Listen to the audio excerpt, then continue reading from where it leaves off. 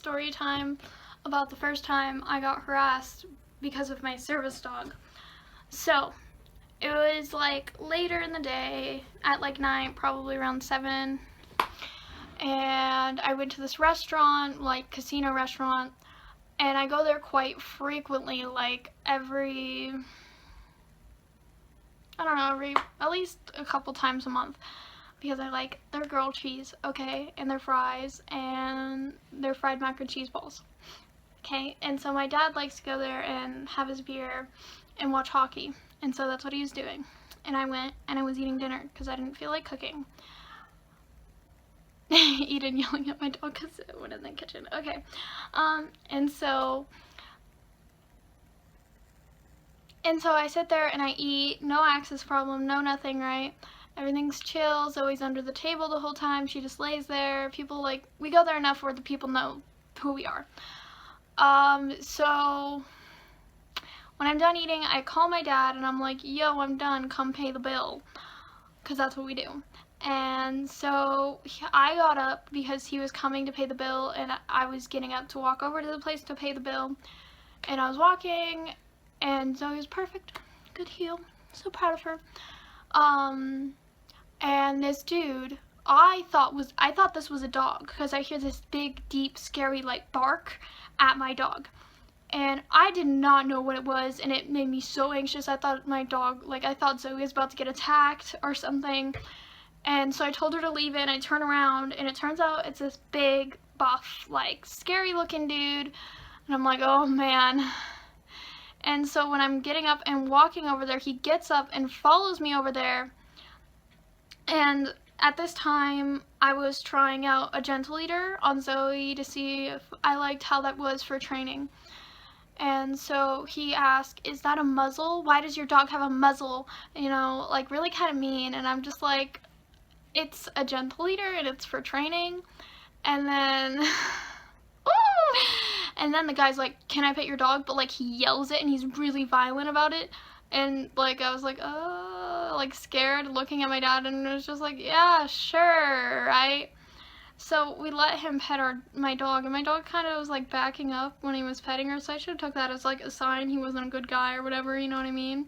But me and my dad, like, how he was acting and the barking, we kind of just thought, like, maybe he was special or something. Yeah. And then, once we pay and we walk away, he continuously barks at me and Zoe. And this bark is very realistic. It sounds like a dog. It had me convinced it was a dog. It was very scary for me.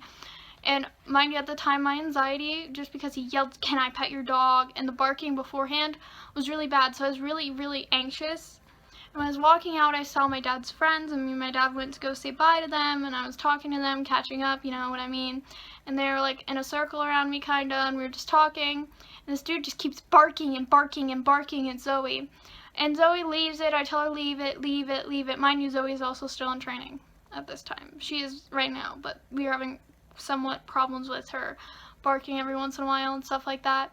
Like, very rare, but it would happen. And he wouldn't stop, and he wouldn't stop, and it was just making me so anxious. I started disassociating. And then Zoe started barking, and so naturally I tried to calm her down and get control. And once I realized she was out of my control, I picked her up, because she was out of my control, obviously, and we walked out to the car, and the dude was out there. Once I, like, got up and left, he was out there, and it was either him or someone else called it in, about Zoe, but we already were gone when they called it in, you know what I mean? Like, we already left the facility and we're gone in the car. And so, like, maybe 5 minutes, 10 minutes later, a security guard goes up to my dad and tells my dad, like, that's not a real service dog. Service dogs aren't supposed to be acting that way. And so my dad explained the situation, like, this dude harassing us. Like, oh my gosh, he was harassing us. It was horrible. It was really scary for me. And then I have PTSD. And so if anything, the dog was acting in defense of me because I was starting to freak out and go into an episode because this guy was harassing me. And yeah, so, like, lesson learned, next time someone harasses me like that, I'm probably gonna report it right away and get the dude kicked out before anything happens to me. But yeah, it was a really, like, scary, weird situation in general. Also, sorry the lighting's horrible. It's nighttime, the sun is down, and I'm using my makeup light, which isn't very great, and my skin is like all red and broken out just because I just like washed and all of that, so like irritated because I have very sensitive skin. Yeah, so thanks for watching. This is just like what service dog handlers go through on a daily basis, and it's kind of sad and scary, and I wish it would change, but it's not going to, and we just gotta keep powering through as a team. So like, comment, subscribe, or whatever, dudes. Follow Zoe on Instagram. I'll put it right here, hopefully, or I won't, or I will, but it's zoe.servicedog. Follow her. Thanks.